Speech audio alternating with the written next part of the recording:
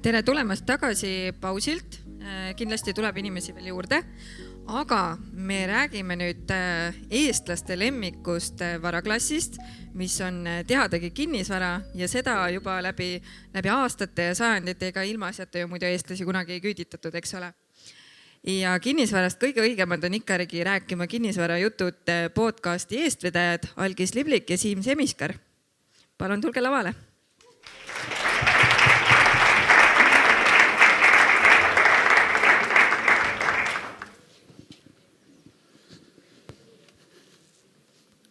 Tere! Me oleme Siimuga telefonides, mitte sellepärast, et hullult scrollida tahaks, aga... Me oleme natuke ette ka valmistunud, see on seal. Et siis ei lähe lappama. Alati öeldakse, et lõunapausi järel esineda on kõige hullem aeg. Ja loomulikult see aeg pandi meile. Aitäh! Inimesed tulevad, kõht on täis, uni hakkab peale tulema. Aga mis on une vastu kõige parem rohi? See on kinnisvara. Ja kinnisvarast hakkame kohe rääkima. Ja esiteks äratame natukene publikut üles ja küsime, kes on teinud kinnisvarasse mõne investeeringu? Kellel on mõni investeeringu korter? Kas me peame ka tõstma? Okay. Nii. Silma järgi 30% umbes. Kellel on plaan kunagi investeerida kinnisvarasse, tõstab käe nüüd? Samad. Kõik samad. Okei, tõstame korra need, kellel on ja need, kes plaanivad. No nii, pilt on palju parem. Kes arvad, et kinnisvara investeeringuna on üks kõige mõttetum asi üldse? Sina võid, uks on seal, võid ära minna. Ja rohkem ei olnud. Okei. Kes on kuulanud vähemalt ühe osa kinnisvara jutte? Aha. Kuule, päris hea publik on täna. Super. Me käisime Ida-Virumaal, olime siin üleile. Seal oli selline akadeemiline õhkkond, et me Siimuga just enne istusime siin arvutasime, et siin on vähe selline muhedam seltskond tundub koos olema, et me ei ole kunagi erilised akadeemikud olnud, et üritame siis täna ka sellist laadnat joont hoida. Narva Jõesuus Algis tuli, vaatas, et kõik on ülikonnas. Pani pikad püksid jalga. Aga nüüd siin karvased jalad välguvad. Okei. Räägime natukene endast ka, sest siin on mingid inimesed lisaks sulle, kes meid ei tea. Minu nimi Siim Semiskar ja olen siis üks kinnisvara jutnud podcasti saatejuhtidest. Ja praktik. Ütleme siis praktik, jah. Minu poolt sai see saade muidugi ellu kutsutud. Algis ja ma kaasasin kui eksperdi. Rollid on vahetunud, aga Algis on ikka lohiseb kaasas. Ja õnneks üle parda ei ole visatud veel, jah. Minu teadlik kinnisvarasse investeerimine sai alguse 2020 peale Covidit. Enne olin ka selline aktsiamees ja koonerdasin ja säässin ja ostsin võlakirju ja ühesõnaga selline tavaline alustav investor. Ja kui Covid tuli, siis kõik kukkus punasesse. Ja ma sain just siis oma teise ja kolmanda lapse 2 tükki korraga. Nad olid umbes kuuajased. Ja me pidime sõitma abikaasaga haiglasse mingile kontrollile ja mina vaatasin, kuidas ma aktsiad on kõik punases. Kas osta juurde või mitte osta juurde või mitte osta juurde. Ja siis ma nagu ühel hetkel mõtlesin, et aitab sellest jamast. Meil oli üks üürikorter, meie eelmine kodu oli üüril ja ma mõtlesin, et selle kinnisvara, äkki see kinnisvara on minu varaklass, et selle üürnikuga oli metsikud probleemid tol hetkel muidugi, aga see ei kukkunud punasesse vähemalt, sest ma ei näinud, palju see korter hetkel maksis. Ja natukene mõttetööd laste käruga mööda Jüri Alevikku sõites, siis otsustasin kinnisvarasse hakata oma seni kogutud kapitali siis ümber pöörama ja tänaseks 2020 suve lõpp oli esimene teadlik ost siis, ehk siis teine korter. Ja tänaseks on portfellis 8 korterit, 2 on Tallinnas ja 6 korterit on, ütleme siis Harjumaa või see Tallinna ümber olev kuldne ring. Ja oma nišiks ma peangi seda. Miks sa seda kuldseks ringiks nimetad? Miks ma ei või? Ma küsin lihtsalt. Sest seal on... Kõik, mida sa katsud, on poos kulda. Palju rikkaid inimesi, palju ilusat kinnisvara ja palju maksujõulisi üürnikke, aga samas hinnad on odavamad kui seal sinu huudis. Siim, kõik ei ole kuld, mis hiilgab. Okay. Ja ühesõnaga jah, 6 korterit on siis, ütleme, Harjumaa, 1 Kehras, 1 Vaidas, mind nimetatakse Siim Vaidast. Siis Saue, Keila, 1 oli veel, 1 on Jüris, 2 on Jüris ja kokku on 8. See on magnaadi tunnus juba, kui sassi läheb, siis on juba magnaat. Ja olen teinud ka 5 flippi, kes ei tea, mis flip tähendab, siis see on suures plaanis, et osta, renoveeri ja müü, ehk siis selline kinnisvara spekuleerimine ja neid olen ka teinud siis pigem Tallinnast väljas. Ja uue terminina toon kohe varsti kasutusele topeltflipi, ehk siis just homme saan korteri tagasi, mille ma pool aastat tagasi müüsin flipi korterina ja ma ostan selle nüüd tagasi. Aga ta ostab tagasi ta ostis selle tagasi hinnaga, mille ta ostis enne, kui ta seda flippima hakkas. Nii et see on eks ma olen nüüd 1 korteri ostnud 2 korda sama hinnaga, aga müünud 1 korra oluliselt kallimalt. See on next leveli vahet. Ja okei, sellega on kinnisvarast kõik, lisaks siis tavaelus ma selline palgatööline ei ole, igapäevaselt palgatööd ei tee, aga tööd teen selle võrra rohkem, sest kõik, kes teavad, siis kui palgatöölt ära lähed, siis õige töö alles algab. Ja siis kodus 3 last ja sinna kogu aeg lähebki. Mina olen siis ekspert, kes võeti kõrvale, kes nüüd on diletandiks muutunud, et mina olen kinnisvaramaakler ja kinnisvaras aastast 2015 ja mul on siis paar erinevat kinnisvara valdkonnas toimetavat ettevõtet. Meie põhitegevus on, siis me tegeleme investoritega, meil on üürihaldusettevõte, me haldame siis, aitame investoritel osta kortereid, kui on vaja renoveerime, kui on vaja sisustame, üürime välja, haldame ära, kui on vaja optimeerime portfelli, müüme ära ja aitame uue tasemel osta. Et see on meie põhitegevus. Et meil Airbnb haldusest sai see asi alguse, täna on ainult pikaajalise üürihaldus meil ja siis teine, millega ma nüüd olen tõsisemalt tegelenud viimased pool aastat, on see, et tõsta inimeste teadlikkust veel lisaks podcastile siis ka läbi erinevate seminaride, et mitte kolistada neid ämbreid ja õppida siis teistelt inimestelt, et siis kinnisvaraseminarid.ee keskkond, nii et see on siis eesmärk aastatega kasvatada sinna selline Eesti suurim kinnisvara õppekeskkond, et mis iganes teemadel kellegi abi on vaja, siis saate sinna tulla ja on kogu see videomaterjal seal olemas ja saate erinevate teemade kohta. Ma igaks mainin, et kinnisvaraga on see pull asi, et ükskõik kui palju te õpite, siis ämbrit te kolistate igal juhul, et seal ei ole küsimust.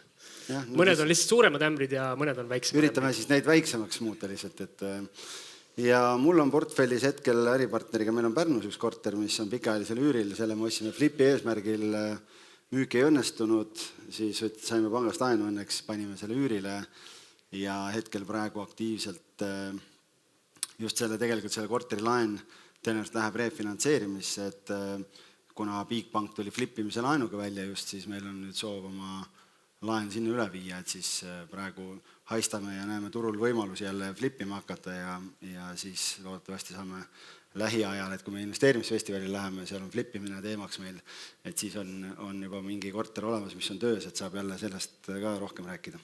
No just, aga nüüd saame põhiteema juurde minna ja kuna meil anti korraldajate poolt suht vabad käed, millest rääkida, siis selle suve kõige kuumem teema, mis on meie jutust ka läbi käinud, on see flippimise teema, aga me mõtlesime, et meie täna sellest siin ei räägi, sest sellest on nii palju räägitud ja mõtlesime, et võtame selle pikaajalise üüriäri natukene. Selle igava teema natukene lihtsamaks, natuke rohkem lahti ja sellise töö pealkirja panime me endale, et kas pikaajalise üüriäri on surnud või elab igavesti. Kes arvab, et pikaajaline üür kui ärisuund kinnisvaras elab igavesti? Tõstab käe.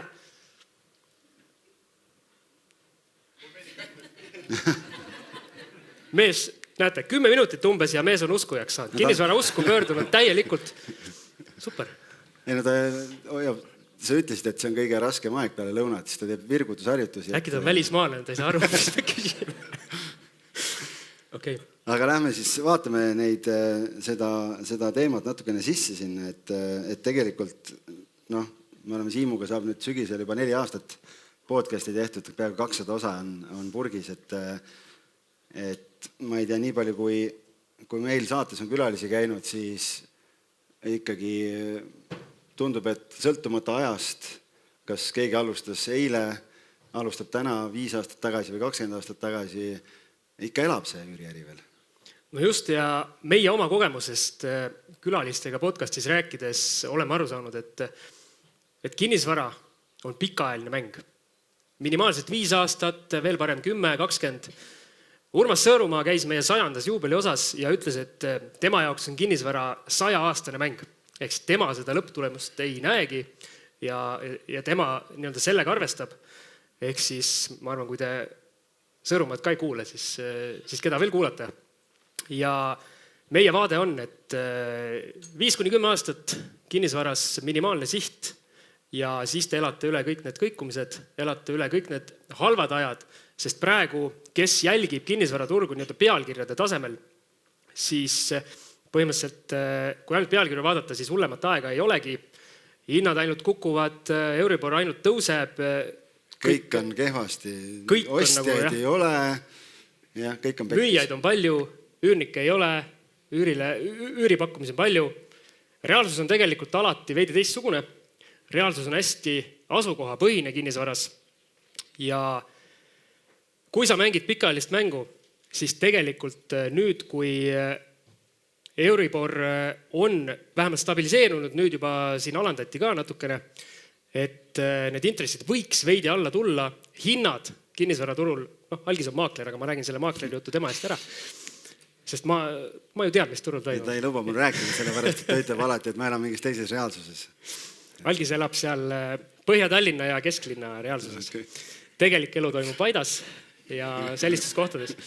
Ühesõnaga, hinnad on langenud. Mulgimaal on õige elu. Mulgimaal ka, jah. Sellest me veel pärast räägime. Tegelik reaalsus on see, et hinnad on hakanud alla tulema ja isegi kui portaali kuulutuste hinnad on jäänud enam-vähem samale tasemele mõnes kohas, või ütleme siis inimesed endiselt entuka pealt veel panevad neid müügihindu enda objektidele, mis nad nägid, et seal 2021 ja 2022 pandi, siis reaalsus on see, et igasugu motiveeritud müüjaid ja neid, kellel mingil hetkel läheb kiireks, need, kes on nõus pärast pikka müügiperioodi hinnas alla tulema, neid on turul järjest rohkem ja see on see investori leib. No tegelikult, kas meil on mõnda kohalikku kinnisvaramaaklerit ka siin saalis? Aha.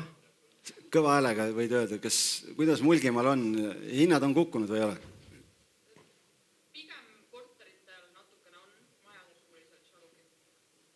Pigem natuke on. Mis see ostjate jaoks tähendab? Kui on turul hinnad on kukkumas, siis see tähendab, et on ju hea ostukoht. Et sinna me vaatame natukene sisse ka, et ma enne siin, ma ikka Ida-Virumaal käisin ja nüüd siin ka ikka vaatan ikka kohaliku kinnisvaraturgu ka, et mis pakkumised teevad ja Algis lõikas portaali lahti kohe seal taga ja päris huvitavaid numbreid tuli sealt kohe välja, aga sinna me veel jõuame, et tegelikult on ju see, et vahet ei ole, mis need pealkirjad räägivad, et kas hinnad tõusevad või hinnad kukuvad, et te ei osta turgu, vaid te ostate ühte korterit. Ja häid diile leiab igas turu olukorras, lihtsalt küsimus on selles, et kui kannatlikud te olete, kui palju te otsite ja muidugi eks see sõltub nagu kohalikust turust ka, et kui palju see pakkumist on. Et osades piirkondades võib-olla pakkumist ongi hästi vähe, õnneks ma vaatasin siin piirkonnas pakkumist jagub, ja teistpidi jälle, et kui on langev turg, siis tuleb pakkumisi juurde. Ma ei tea, kuidas siin piirkonnas nagu muidu pakkumistega on olnud, aga Tallinnas näiteks on kuskil 30-40% rohkem pakkumisi praegu turul, kui oli aasta tagasi. Mis see tähendab? See tähendab seda, et müügiperioodid pikenevad, inimesed muutuvad emotsionaalsemaks, osadel läheb kiireks, siis on vaja lihtsalt need head tehingud üles leida. Minu objektide puhul te neid meelehitel müüjad ei leia muidugi. Aga seal on üks meelehitel maakleris. aga siin koha peal kindlasti leiate, nii et see on nagu selline hea võimalus ja kuidas tavaliselt esimene samm tehakse kinnisvarasse investeerimisel on see, et kasutatakse ära oma kodulaenu võimekus. Pankasid siin täna ei ole, on ju. No pangad tegelikult teavad seda, nad on meil saates külas ka käinud, et see on selline elevant toas, et ostad korteri endale ja siis nädala või 2 pärast ütled, et noh, Plaanid muutusid. muutusid plaanid ja, et me Uus ikkagi naine teises praegu ei linnas. saa kolida ja, et naine ikkagi otsustas, et jääme kokku, on ju. Ja siis annad üürile, et tegelikult tasub see kodulaenu võimekus ära kasutada ja sellepärast, et see on ikkagi täna, noh praegu eriti veel, et nagu kui ma võrdlen seda näiteks 3 aastat tagasi, kui mul käisid kliendid korterid vaatamas, siis pangad pakkusid kuskil, nende baasintress oli 2,2 kuni 2,5. Ma ütlesin, et kui sul seal vahemikus on, kirjuta laenuleping alla, et see on hea pakkumine. Täna käib pankade vahel, ma ei tea, siin maapiirkonnas, mis tingimusi pakutakse, aga Tallinnas me räägime seal 1,4, 1,5. Euribor on kõigile sama, aga intressi vahe on meeletu, sellepärast pankadel ongi praegu hästi palju tööd, et kõik lähevad oma kodulaene refinantseerima, mis siin aastaid tagasi sai võetud. Et tegelikult praegu on ka selles mõttes hea aeg osta, et pangad väga tahavad laenu anda ja tingimused on väga head. Ja seda nii eraisiku laenudel kui ka tegelikult ettevõtte alt investeerides, et kes suuremat kinnisvaraportfelli ehitab, see ilmselt on juba kolinud oma tegevused ettevõtte alla või vähemalt osa nendest, sest me teame, kodulaenu võimekus ühel hetkel ammendab ennast. Me oleme otsinud Eesti otsib kodulaenu, et kellel on kõige rohkem Eestis kodulaene. Seni me teame ühte inimest, kellel on 5 kodulaenu korraga olnud ühel hetkel. Kas siin on kedagi, kellel on 5 kodulaenu? Või rohkem? Ei ole. 4, 3, 1, 4 kodulaenu. No, Mihklil võiks neid rohkem ka ilmselt olla, aga ta hoiab madalat profiili lihtsalt. 3 on keegi. 2 kodulaenu. Osade jaoks tekib küsimus, mis tähendab mitu kodulaenu. See tähendab lihtsalt seda, et sa oled ühel hetkel ostnud omale kodu ja siis mingil hetkel kinnisvara hinnad on tõusnud, sul tekib seal vaba ruumi, kinnisvara väärtus on nii palju kasvanud, et sa saad osta mingi teise kinnisvara ja seda esimest korterit kasutada siis tagatisena selle teise korteri ostmiseks, et sulle antakse justkui tegelikult nagu ta öeldakse teine laen, 3. laen, aga tegelikult on ta lihtsalt sulle antakse laenu juurde põhimõtteliselt. Üks asi, mida Algis juba puudutas natukene, on see turu olukord ja mina enda kogemusest, kui oli see COVID-i järgne kinnisvara buum, siis mina seal põhimõtteliselt tegin oma kõige parema tehingu üüriäri mõttes ja kõige kehvema tehingu. Ehk siis see näitab ära, näitas minu jaoks ära, et ükskõik, mis on turu olukord, siis need head diilid on olemas, need tuleb lihtsalt ise üles leida. Ja sealt järgmine punkt, millest kõik alguse saab, on see asukoht. Öeldakse see kuulus lause kinnisvara kohta, et kõige tähtsam kinnisvaras on asukoht. Ja põhimõtteliselt turgu tundmata mina ei soovitaks mitte kellelgi ühtegi investeeringut teha. Et meie siin tulime ka siia Mulgimaale, lõime portaali lahti, vaatasime Karksi-Nuia. On siin kuskil? Oli Karksi-Nuia. Vaatasime, mis numbrid on. Algis tegi esimese arvutus ära, vaatas, tootlus 26%. Mõtlesime, no see ei saa olla reaalne. Päris nii palju ei olnud, et Siim jälle poolt juttu saate poolega petta, aga jah, numbrid päris palju lubavad. Et tegelikult kui üüri kinnisvara puhul peamiselt me ju räägime sellest rahavoost, aga seal on muid tegureid on veel, et ma lihtsalt võtsin mingid pakkumised välja, natukene arvutasin siin rahava baasil tootlust ja ma toon need asjad välja ka. Lisaks saab sinna tegelikult ju veel, sõltub kui põhjalikult keegi tahab asju vaadata, on omakapitali tootlus, siis on veel väärtuse kasv, mida võib sinna võrrandisse juurde panna.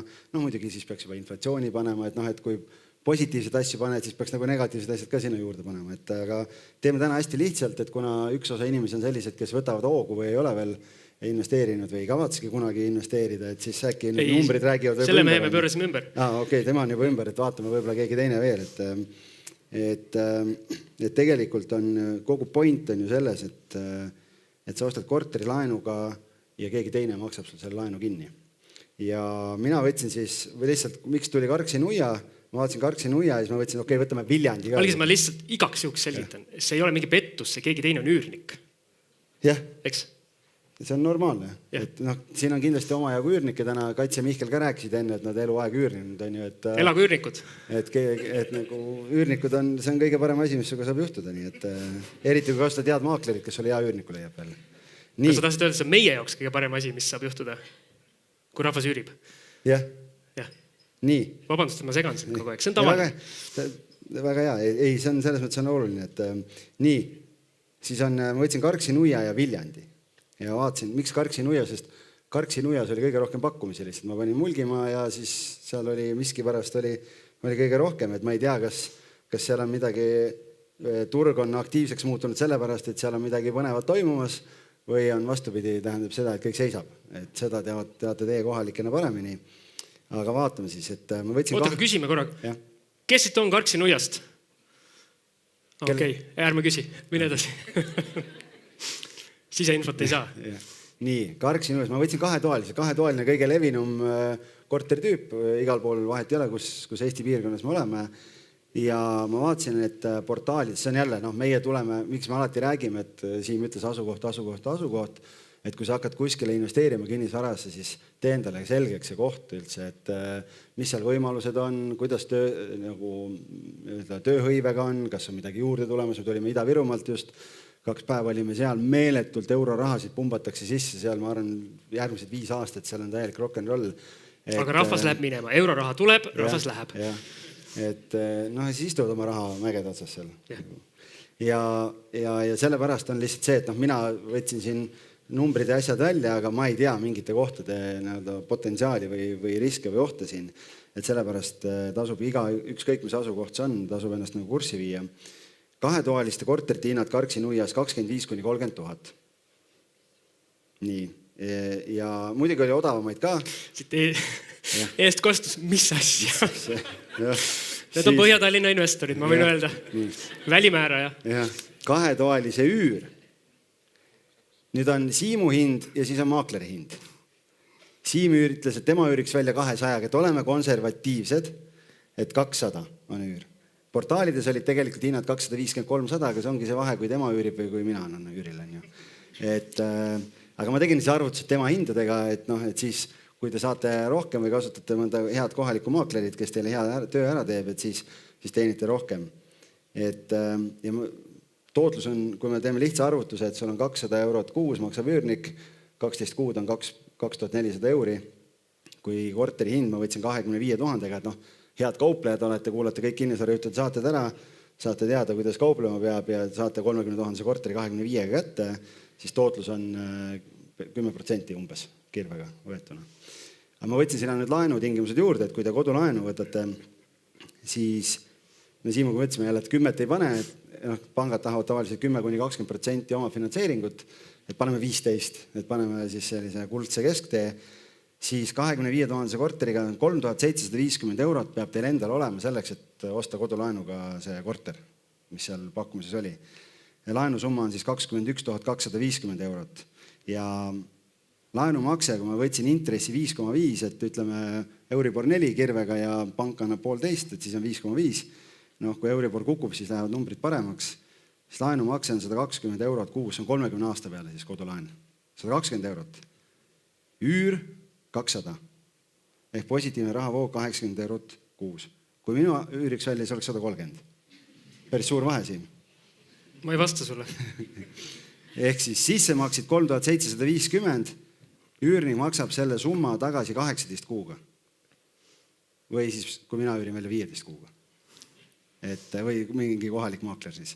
Ehk põhimõtteliselt 1,5 aastaga... Kas kohalikud maaklerid on sama võimekad kui sina? Muidugi, meil on väga head maaklerid Eestis.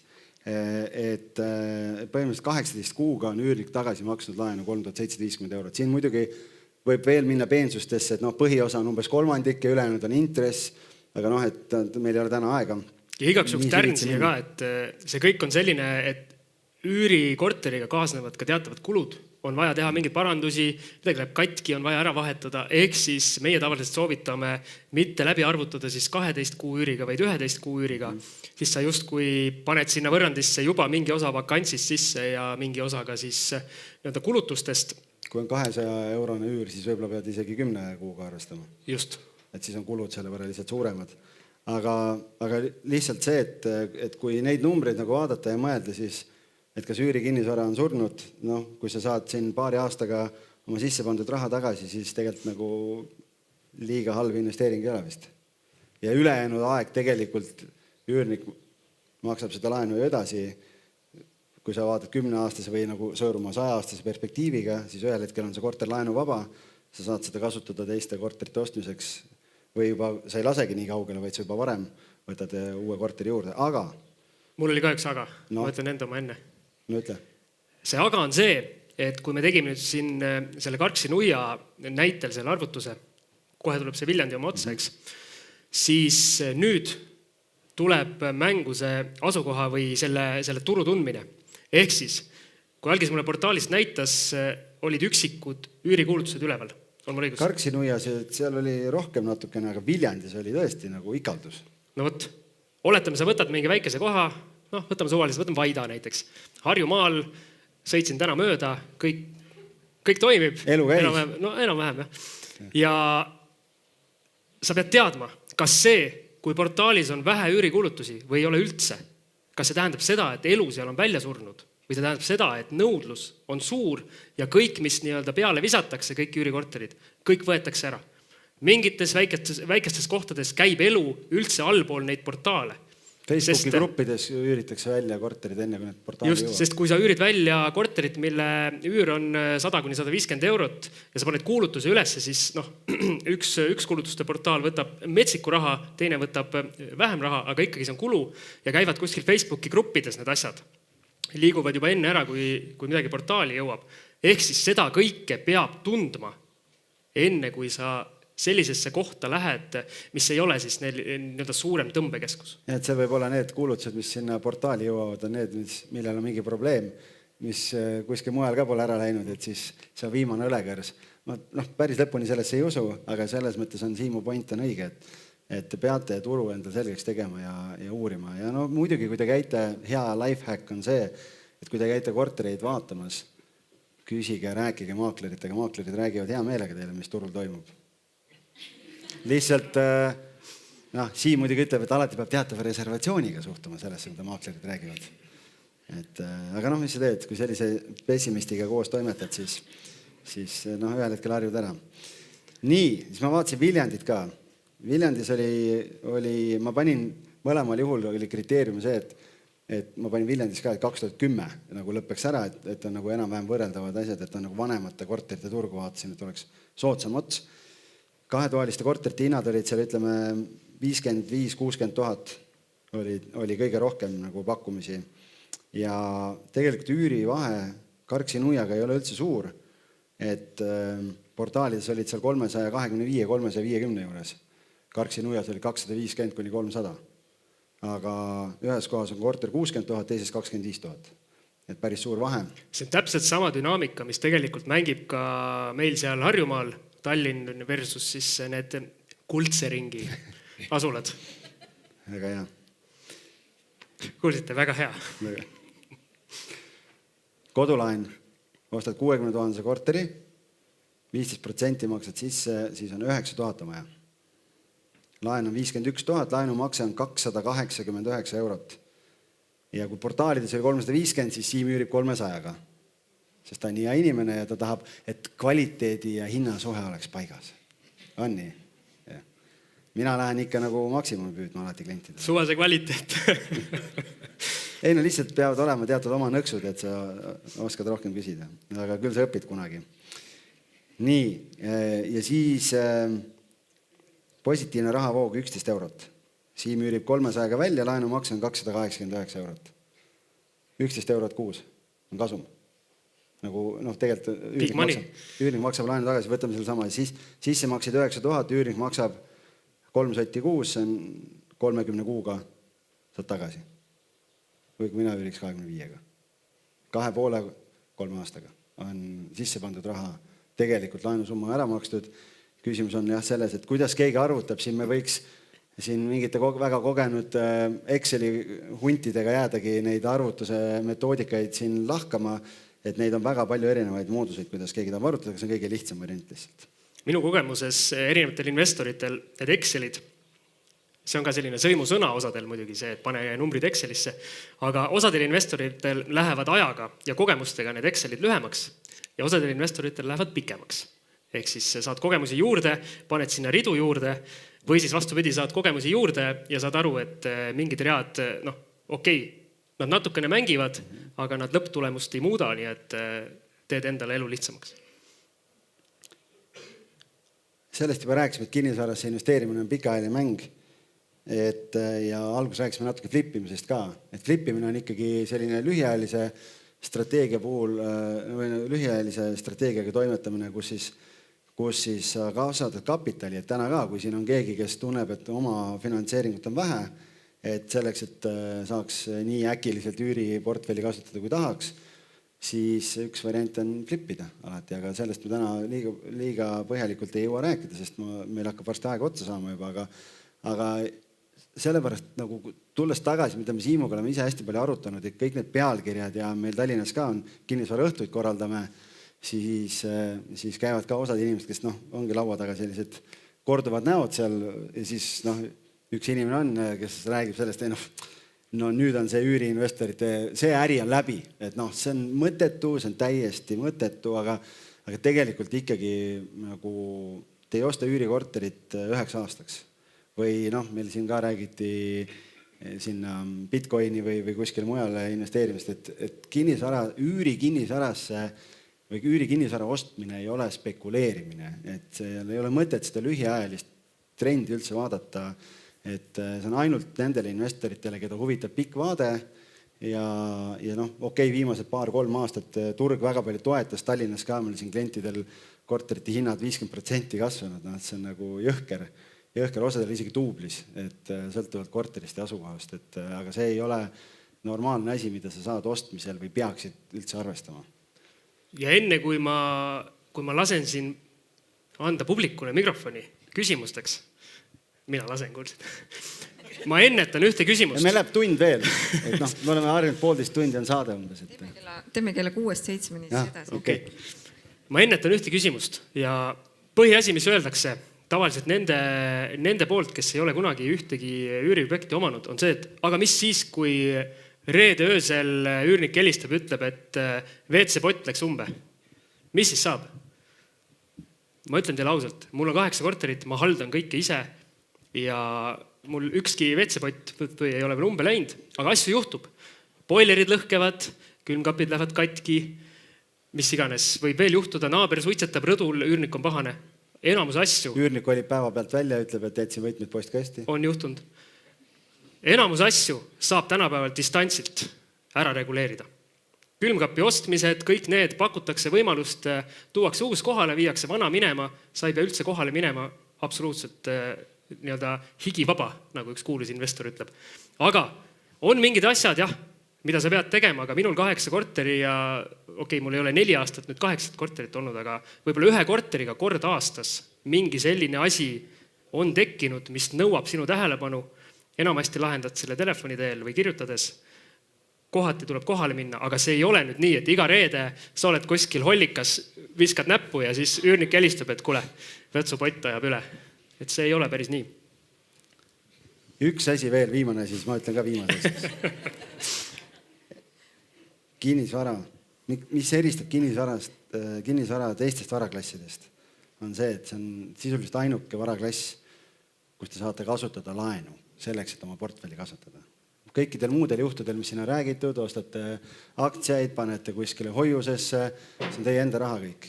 Aga kinnisvara võlu tegelikult peitubki selles. Vähemalt siis sellises mahus laenu. Jah, et te kasutate laenuraha selleks, et oma portfelli kasutada. Ja pangad pole ainsad, kes laenu annavad. Otsige sõbrad, siin eelmised esinejad küsisid emalt, kui asi raskeks läks. Emad, isad, pojad, tütred, vennad, õed, kõik sobivad laenu andmiseks või laenu võtmiseks suurepäraselt. Mis kinnitab taaskord, et kinnisvara õitseb laenude najal. Ja elab igavesti. Aga võtame nüüd küsimused. Kas keegi annab märku?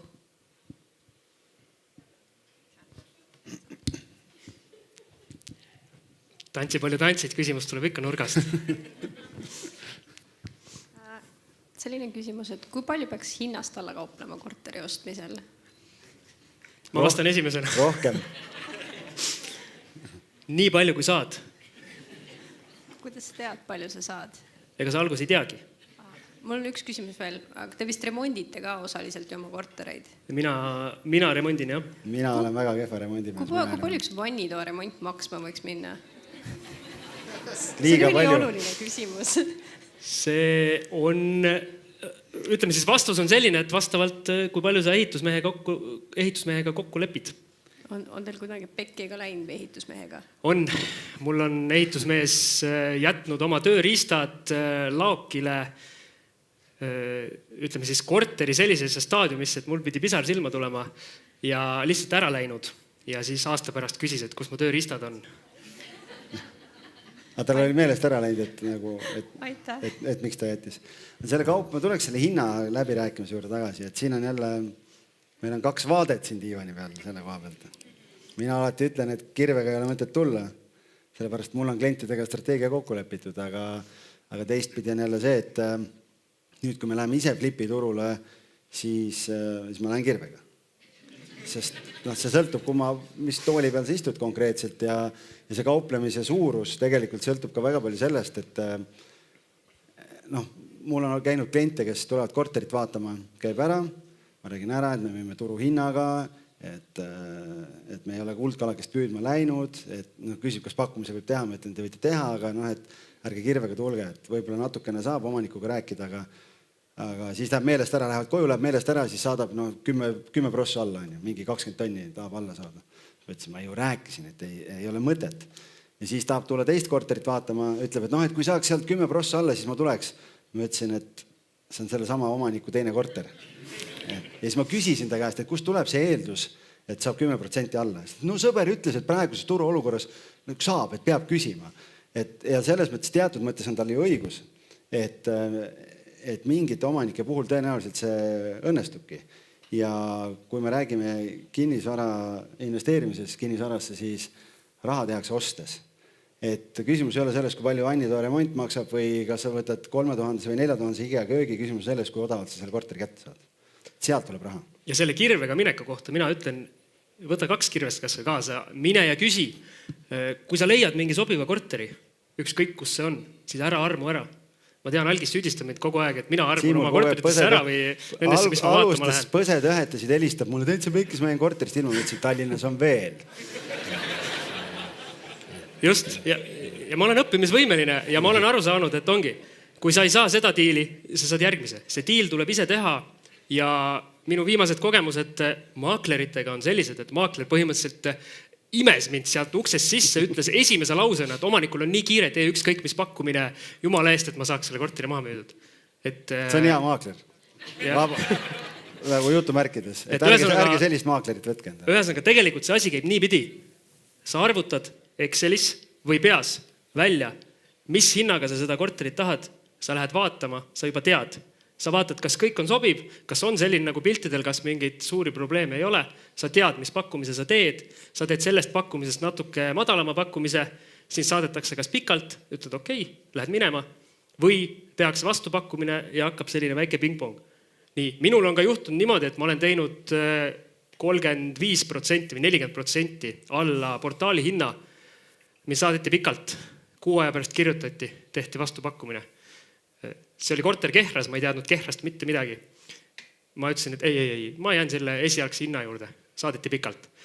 Uuesti 6 aja pärast, ehk siis 2 kuud pärast vaatamas käimist, öeldi, okei, lähme tehingusse. Tal vedas, et Siim oli endiselt ostjana olemas selles mõttes, et kui sa oleks juba midagi muud ära ostnud, siis ta oleks võib-olla nagu oleks veel rohkem võib-olla lõpuks alla tulnud sealt, aga sellepärast jälle teada, kui palju seda pakkumist teha. Kui me võtame selle Karksi nuia ette, seal ei ole neid pakkumisi nii palju, minge käige vaadake kõik korterid üle, teil tekib võrdlusmoment ja te saate kohe aru, milline omanik on nagu kuskil pilvedes. Ja siis te saate aru, et millise korteri puhul või kui palju kuskilt nagu küsida saab. Kui te lähete esimest korterit vaatama ja armute ära nagu Siim, siis on tõenäoliselt oht, et te võib-olla ei tee väga head tehingut.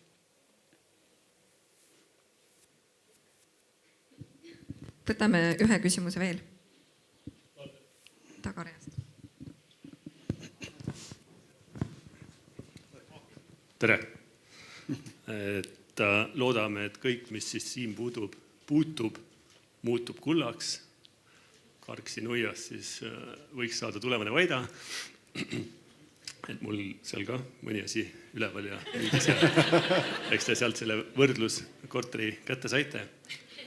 Aga küsin siis teie käest, et kui nüüd siit mõni investor on selline või kes on alustamas kinnisvarasse tulekuga või kinnisvarasse investeerimisega alustamas, et tahab ka väiksemas kohas investeerida, et mida te soovitate või mis need kuidas öelda siis, mis need asjad seal olla võiks või need näitajad, et üldse võiks niisugusesse väiksesse kohta nagu Karksi-Nuia investeerida. Et nagu sa ütlesid, Siim, et sa oled ise sinna Kehrasse pannud, et mis need argumendid olid too aeg, et mida sa vaatasid? Ma ütlen ausalt, kui ma Kehrasse läksin, siis mul ei olnud mingeid argumente. Ja ma olen natuke selline loll ja järjekindel, et kui ma siin ütlesin, et te peate turgu tundma ja selgeks saama, mis seal on, minu see turutunnetus algab sellest, et ma ostan kuskile mingi korteri ja siis ma hakkan väga otseselt tunnetama, mis seal toimub. Ja põhiasjad, toeta mind palun. Põhiasjad, mis mina vaataks, ongi see, et kas see asula on elujõuline. Et töökohad, mis inimesed seal on. Ma olen käinud Eestis, ütleme siis Harjumaal, minu jaoks Eesti Harjumaa enam-vähem.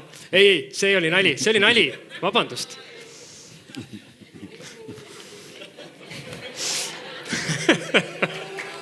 Ma teen ise edasi. Peaaegu sain lõpuni. Ühesõnaga, ma jätkan nüüd proovin positiivse joone pealt edasi saada. Mida mina olen vaadanud, ongi see, et inimesed ära ei läheks. Et oleks töökohti ja natuke see seltskond ka, et kui ma olen käinud mingites kohtades vaatamas, siis kus need poe taga mehed kallistavad? Ma ei taha öelda, äkki keegi solvab. Jah, läksin esimest korda elus ühte Harjumaa, oli ta siis linn vist, jah. Ühesõnaga, esimene asi, kui ma autost välja tulin, ma nägin kuskil kortermaja külje peal selline mõnus nõukaaegne pink ja kaks selgelt juuetäis meest kallistasid üksteist. Äkki nad maadlesid? Nad kallistasid üksteist. Mulle tundus, et võib-olla ei ole kõige parem koht ja ma läksin minema. Ühesõnaga, pikk jutt, kokku võttes siis inimesed, töökohad, tegelikult ka see, et kui mingis asulas ei ole ühtegi kortermaja suudetud siiamaani renoveerida, siis midagi on seal kinnisvaraga, on seal tuksis. Näiteks seesama Ida-Virumaa mingid asulad, kui ei ole renoveeritud, siis ma ei tea, peab olema vähe julgem investor, kui mina olen. Et sinna siseneda, neid on väga palju ja seal teenitakse häid kasumeid, aga ongi see, et mida sellisem veidi hämaram koht, seda suuremat tootlust peaks saama. Ma ei tea, kas see vastas küsimusele. Ilmselt mitte, ma siin solvasin kõik ära. Keegi ei kuulanud enam. Aga aitäh teile väga sisuka esitluse eest ja seda juttu jätkuks küll pikemaks, aga me peame tänaseks kahjuks lõpetama. Suur aplaus. Aitäh. Algi Silme.